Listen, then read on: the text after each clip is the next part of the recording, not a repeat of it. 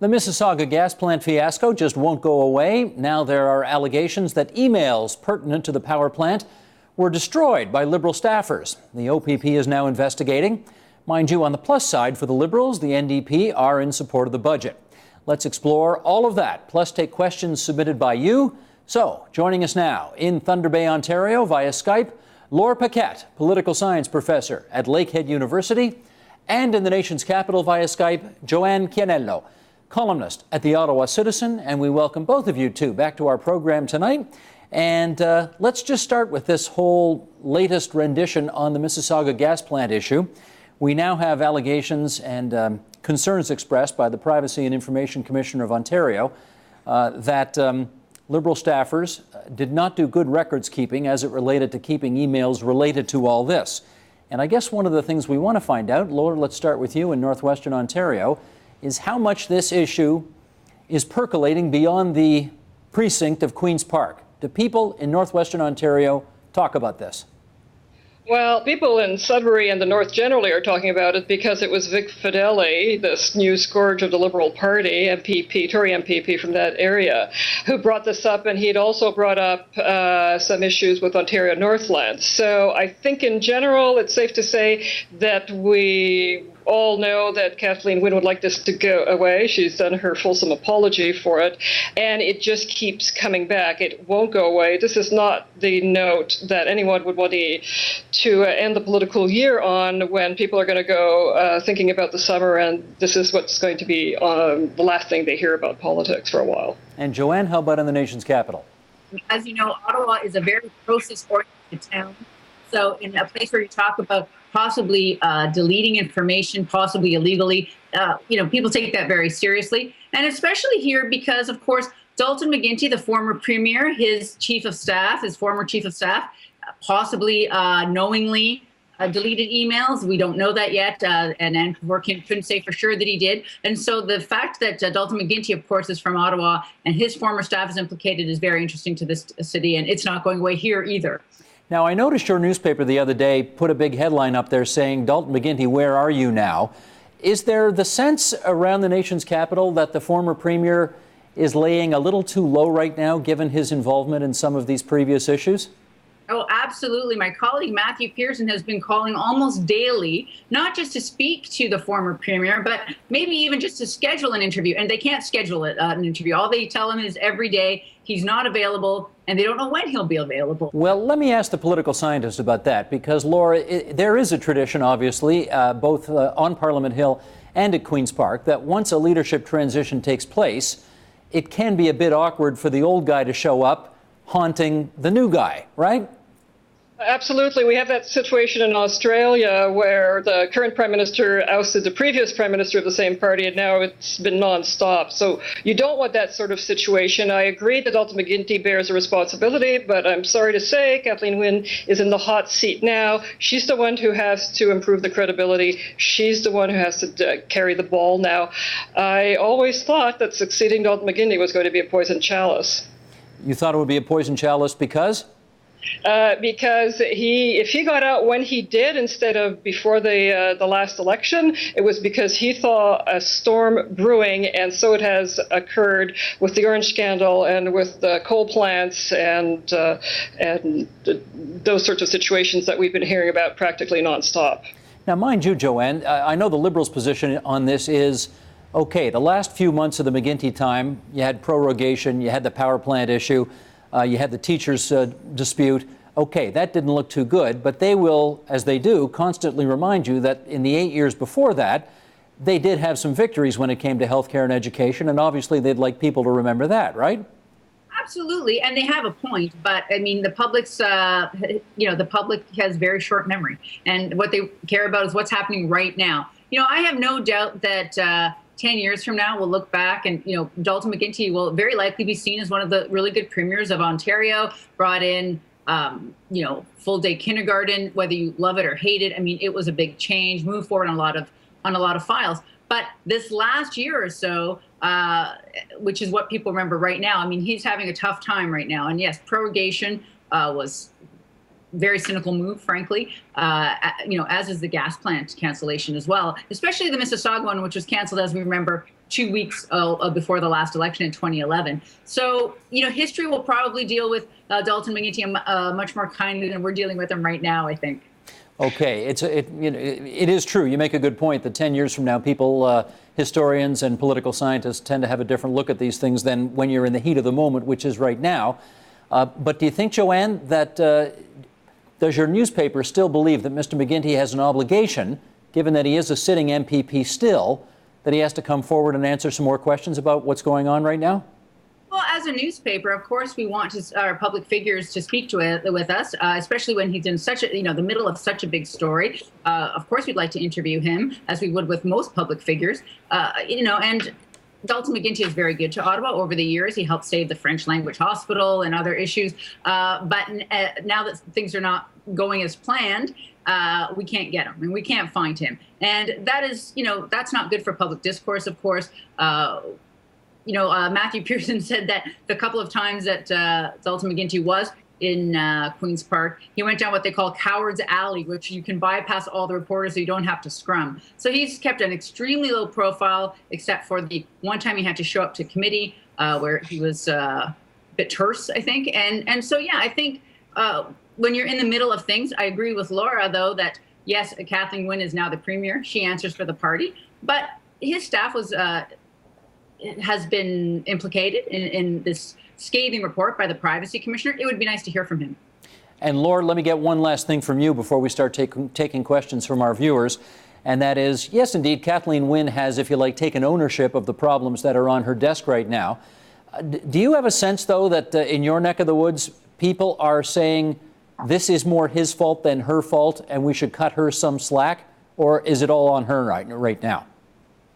I think there's a certain level of understanding that she inherited a mess and she's working very hard to restore credibility. And I also think that people are impressed that she managed to pull a rabbit out of a hat and she's still the premier. We're not in an election campaign. So she's worked very hard on that score. But on the score of restoring the credibility, it's uphill. I don't think she's necessarily succeeding, although she's better than Dalton McGuinty. And I see things a little differently from Joanna. I think from if there's a police investigation, Dalton McGuinty has to answer. If there's a particular Queen's Park investigation, he has to answer. But other than that, I think he's doing the right thing. Get out of the way and let Kathleen do her job. What you don't want is a guy who made the mess to be hanging around trying to say, really, it's not as bad as all that. You two have perfectly enunciated the difference between a political scientist and a journalist. Okay, well done. Going forward, here we go. We're going to take questions from people who have dialed us up on the web. And here's the first one from somebody named John R., who says, do you think we will have a provincial election in the fall? We've, of course, averted one right now because of the budget vote. But, Laura, how about it? In the fall, do you anticipate a provincial election? Kathleen Wynne has been so very accommodating, and of course Mr. Hudak has played into her hands by saying we want an election and taking himself out of the conversation of compromise. I think if we can survive a throne speech in the fall, we won't have an election, and I think we can survive a throne speech. I think Kathleen Wynne will make the compromises necessary. Look at the compromises she's made now. I don't think we're going to have another budget, though. She's got the NDP support on the budget right now. I'd be very surprised if that happened a second time next year. Joanne, how about you? I think it depends what legislation comes forward. There is a discussion, of course, about bringing forward measures in the GTA to help pay for transportation problems, for transit solutions. And I think both the Conservatives and the NDP have said they're not going to support extra taxes on Torontonians or anyone in Ontario. And so if those measures are brought forward and they're money issues, she could fall on that, actually. Now, if she postpones them, that's another question. I think everybody's operating under the assumption that because nobody brought down the House over this budget, that the House automatically will live until a year from now when we revisit budget issues again. But Laura, there's absolutely nothing stopping Kathleen Wynne from going to the Lieutenant Governor in the fall, having looked at her polling numbers, which might be pretty good in the fall, and saying, you know what, I need a mandate of my own, let's pull the plug. She can do that, right? She can do that if she wants. I don't think she's going to, because she has always said that she wants 1 year, and she has been nothing if not consistent. In fact, that's her greatest strength, the greatest ticket to her trying to restore the credibility of the Liberal Party and the Liberal government, is her consistency. She says she wants a year. I think she's going to get it. She might pull the plug in February instead of March. My crystal ball doesn't go that far. Okay, good enough. Joanne, let's get this, a response from you first on this next question from somebody whose initials are AB. And the question is, McGuinty has left Wynne a poison chalice, so why is Andrea Horwath propping up the Liberal government? What's your take on that? I think it's pretty easy, is that I don't think that the NDP would gain much in an election. They're in the best position they could possibly be in. The Liberals need the NDP to survive. The NDP has a lot of power right now. You can see from the last budget that they got, all of their demands met, which is a lot more than they would do if they went to an election and risked the Conservatives winning. If the Conservatives won the next election, even in a minority government, the NDP would have very little sway over policy. Whereas here, they, listen to Andrea Horwath. She says, look, we got the 15% lower auto insurance. We have new financial oversight and, a number of other things. I mean, they're doing as well as they could without being the government. Laura, what do you say on that? Yes, Joanna's absolutely right. Basically, Andrea is in this because she has the balance of power. That's the best position the NDP in this province can ever hope for. And as long as there's still a little bit of juice in that lemon, she's going to keep squeezing it. And Kathleen Wynne has been more than happy to put herself through the ringer for the NDP. Now, is Kathleen from the left wing of the party? Yes. Is she gaining in the polls because she's taking on some NDP positions? Yes. That's the quandary that Andrea Horwath has. Is that the more she works with the Liberals, in a sense, the more she weakens herself. But that's the situation we're in right now. And Joanne, conversely, what do you think it's doing to the NDP brand to be seen? And there certainly has been a lot of taunting by Conservative members of New Democrat members over the last few days in the legislature. How can you be seen propping up this corrupt, illegitimate, illicit government? We hear that chant going back and forth. Do you think that's hurting the New Democratic Party's brand? I think there's a lot of tension in the bubble, in the Queen's Park bubble to that. I'm not sure that the public, and especially NDP supporters, are falling for Tory taunts, frankly. But to Laura's point, that if the voters see the NDP propping up the Liberal government time and time and again, they're going to think, well, why am I voting for the NDP? I may as well vote directly for the Liberals. So she is in a bit of a problem. She can't continue to do this. This is Andrea Horwath. She can't continue to support the Liberals indefinitely, obviously.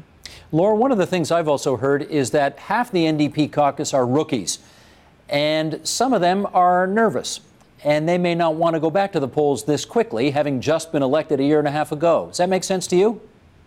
It does, but I think it's more about money. If the parties don't have the money, then they don't want an election, and I don't think that the coffers have filled up in anybody's part, Liberals least of all, because of their leadership campaign spent quite a bit of money and sopped up a lot of donations. So, and the NDP is not a rich party. It's hard to fundraise. And generally speaking, though, I don't think it's just because they're rookies. There are very few safe NDP seats in this province. No sane NDP member of the House, a member of provincial parliament, wants to go to the election fast. I bet you there's one exception to that. You know Northern Ontario, and I'm guessing the exception's in Sudbury, where the Liberals hold the seat right now, but Rick Bartolucci's not running again, and the NDP, I think, are licking their chops at the prospects of picking that one up. And there's maybe a seat in Thunder Bay at Atikokan. Am I speaking out of turn? I think that MPP has been rumored to be in trouble for a long time, and the NDP could come in if they field a stronger candidate than last time. Okay, let's go to the next question, which is from someone named Stephen. It's not me. Stephen out there. I was surprised to hear Kathleen Wynne wading into the Rob Ford mess, he says, careful though she was. Does it appear that she's decided to let that one run its natural course? Okay, I don't know how much outside the Greater Toronto Area the Rob Ford story has percolated, but okay, Joanne, you're smiling. You take a kick at this one. Absolutely. I think from watching those clips, it seems that Kathleen Wynne was asked that question, what would you do, or do you need to do something about the mayor situation in Toronto, about Rob Ford, and how council seems to just, not be able to move forward. And I don't think she volunteered that. I think she was answering a question. She said she would do whatever the process allows. the fact is the process allows very little for her to do unless Toronto finds itself bankrupt and other very, very specific things. So yes, to the caller's question, indeed, I think she's going to let it run its course, unless something extraordinary happens, or more extraordinary than is already happening there. I laugh, though, Steve, that you wonder if people are watching what's happening in Toronto, outside of Toronto. Yes, everywhere. I mean, it's gotten international, attention, the issues befalling the poor mayor of Toronto. Well, your mayor is a former Liberal cabinet minister and does not have the checkered past, shall we say, that Rob Ford has. Are you feeling a little bit jealous about not getting these juicy stories in Ottawa? It looks sort of fun to watch that sort of a train wreck story. You never know what's going to happen next, but I think it gets old pretty quickly. I mean, if you live in Toronto, and we had a mayor, we had a Rob Ford light sort of in the last, as our last mayor. And, after a while, you don't want to talk about those issues. You want to move on to running the city. People don't want their leaders to be embarrassing them. They want somebody who is, going to run the government after a while. And I think it's very distracting for everyone in Toronto. And, I was there last weekend visiting family. They're just all shaking their heads and quite ashamed of the whole thing. Laura, let me get you to comment on this from this angle. As the political scientist here, I've been asked numerous times, is there anything legislatively speaking that people in Toronto could do if they didn't like their mayor and they wanted to get rid of him? And, I've looked at it and I can't find anything. Have you got anything up your sleeve? The only thing I've ever seen, and I'm not an expert in municipal affairs, is I actually looked at the Toronto Act, or whatever its real name is. And City of Toronto Act. Thank you. And the only thing that the council can do is they can elect at any time a different chair for city council, not a different mayor, a different chair for city council. But, this is the famous news story that started at the very beginning with no verifiable facts. And so, in essence, that's where we still are. And so people's options are limited unless there's something more serious and more verifiable that's on the table. Right. I mean, the only thing I've heard of, we don't have recall here, we don't have term limits here. The only thing I've heard of is that if you miss, I think, 2 months worth of meetings, you can be voided of your seat. But he's not missing any meetings, so that's not the issue. Okay, next question from Tony here. The legislature has been adjourned until September 9th. What do our elected officials do all summer? This, Joanne, is actually a sticking point, I know, for politicians who sometimes the voters assume if the House or legislature is not sitting, they're doing nothing. That's clearly not the case, but maybe you could fill in some of the blanks here.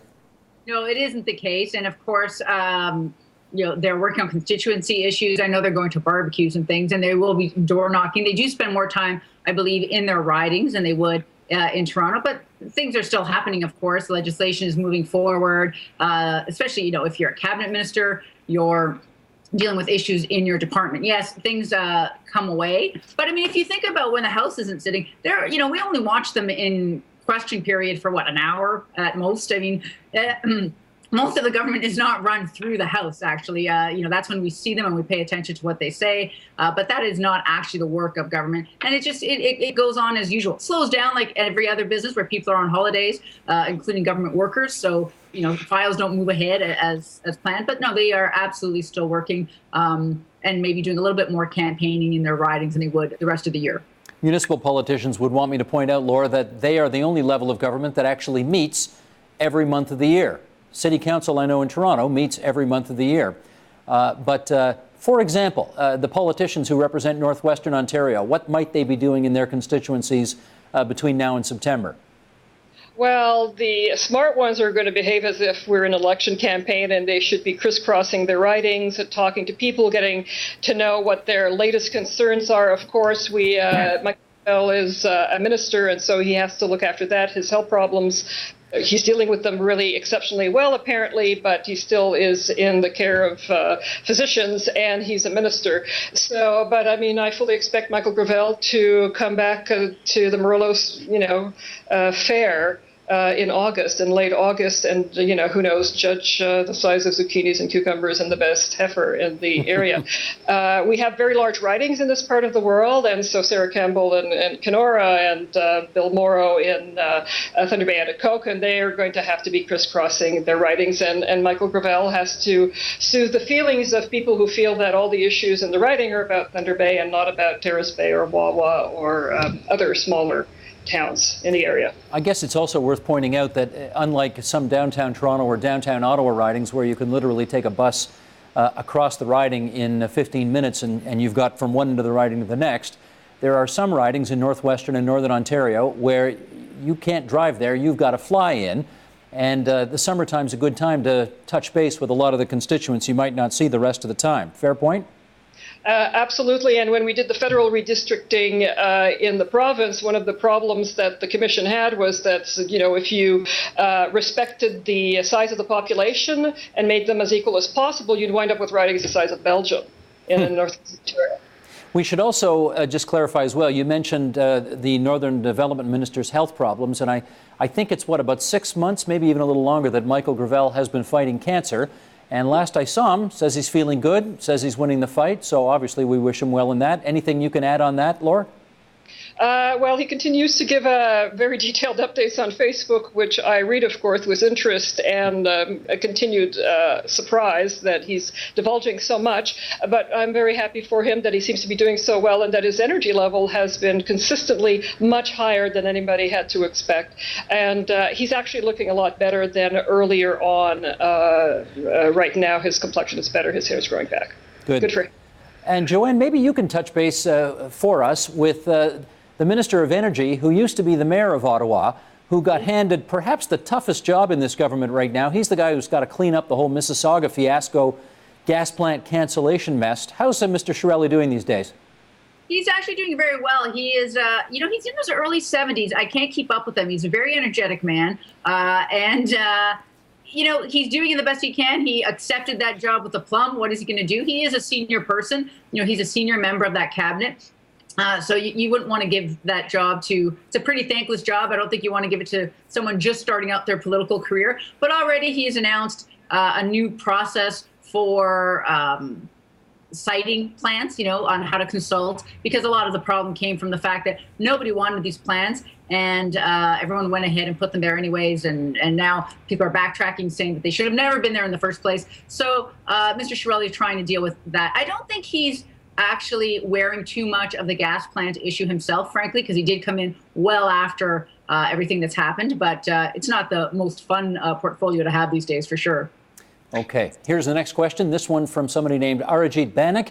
And the question is, can Kathleen Wynne make up for the power plant controversy by doing the rounds on the barbecue circuit this summer, or is this a swan song? Is the weak opposition, in this writer's opinion, really a government in waiting? Okay, a couple of things there. Joanne, you want to start off on that one, whether or not maybe a barbecue circuit over the summer can help Kathleen Wynne's polling numbers and get her more competitive than she already is? Well, for one thing, she's a vegetarian, I think, so I don't know about how barbecue she likes, but no, she's very personable. People like her. I've been on sort of like right-wing talk radio here in Ottawa, and although they don't, agree with her policies, they like her personally. So she has a lot of personal appeal. One thing that has helped her is there's been no smoking gun up till now tying Kathleen Wynne personally to the cancellations, to the cover-ups, any of that. If that ever comes out, I think she's done for. If it doesn't, I think she can, keep some distance, but the Liberals still have to wear this issue. And yeah, she might be able to, again, if she can herself not be implicated in any of the issues personally, she might be able to ride it out. Laura, I feel a bit bashful asking you this next question, given how poorly the Tories normally do in Northern Ontario. But the second part of that person's question was, do the Conservatives seem like a legitimate government in waiting at the moment? What do you say? No.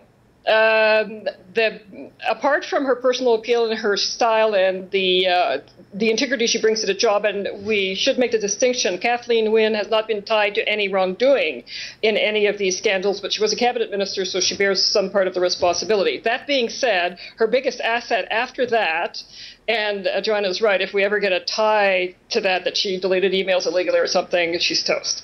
But beyond that, her biggest asset is that she's got no really valid opposition. I think Tim Hudak has many strengths as a politician, but they're wrong for the job that he's got. He'd be a fantastic number two.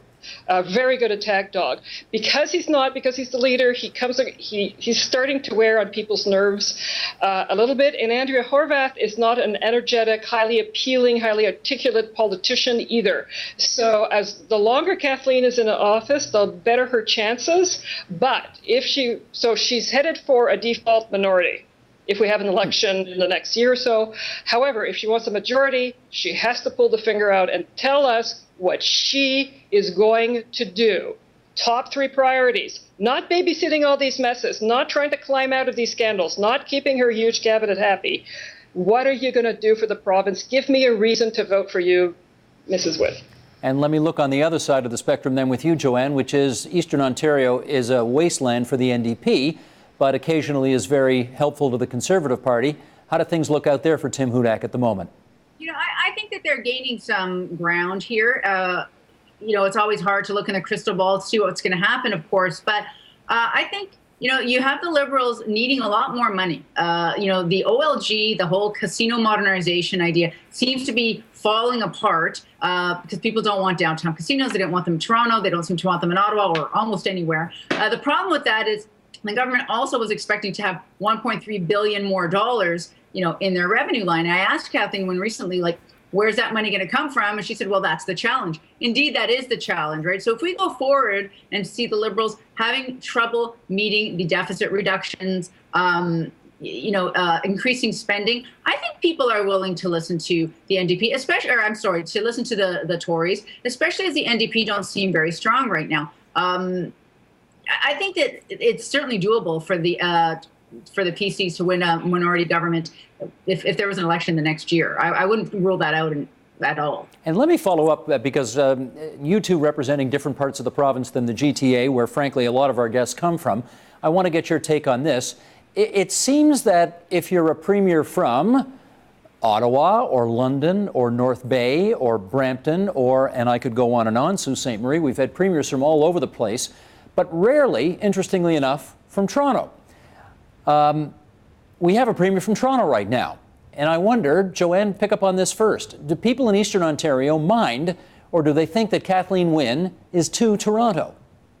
I don't think so at all, actually. I mean, of course, you like the premier to be from your hometown. We've had the luxury of having, Dalton McGuinty, the premier, for a long time. And so you feel you have some special attention. I'm not even sure that's true, really, but you feel that it is. But no, she does not seem that Toronto-centric, other than the, possible new transit taxes, which everyone else is happy not to have, frankly. So, no, again, going back to the casino issue, there was the idea that Toronto might get a special deal. She nixed that immediately. And I think that helped her a lot outside Toronto to show that she's not a Toronto-centric premier at all. So I don't think that's hurting her here. I never hear that talked about, in Ottawa circles. Laura, do you hear it up in North Bay or Thunder Bay or any other parts of Northern Ontario?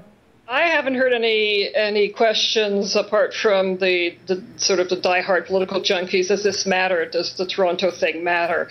I think she's working extremely hard not to be seen as somebody from Toronto, and being a workaholic, obviously, I sometimes wonder when she ever sleeps.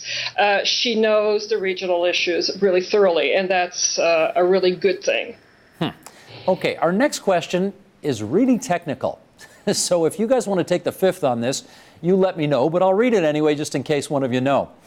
I am interested, the questioner says, in a specific piece of Ontario legislation, Bill 13, which would permit wood construction up to 6 stories. This would have a major impact on my industry, real estate development. How do I find out whether specific legislation is likely to pass and when? Okay, I don't even know which one of you wants to go on that first. I see Joanne saying wow, and I see Laura with her eyebrows up. So, okay, ladies, over to you. Well, I have a suggestion. I don't know the answer, but I know where to find the answer. I would go to the Liberal Party whip and ask that person, and I don't even know if it's a man or a woman, but that the whip is the person in charge of looking after these things, and will have an answer, and you can simply find out who that is by going on the provincial parliament website. It's possible that that information is actually in the calendar of the provincial parliament, but I wouldn't know exactly where to look. I figure I could find it, but I don't know off the top of my head. But I think, Joanne, the reality is nothing obviously is going to happen to that bill until the fall, right? Well, that's true. That is absolutely true. And I think actually if you go on the Queen's Park Legislative website as well, it will show how many readings each bill has had. So if you just Google that bill and Queen's Park, you actually will get, the whole wording of the bill, how many readings it's passed and that sort of thing. They probably have I was going to say a media office. I guess the guy's not from the media, but there's probably an information line that shows when that might be coming up. So good luck to him. Very good. And it's silly me for assuming that you two wouldn't have a good answer to that question. You both had a good answer to that question, so thanks. Okay, we're down to our last few minutes here, and let's just do a bit of a look ahead. We've talked about where things are at right now for the three parties in the legislature.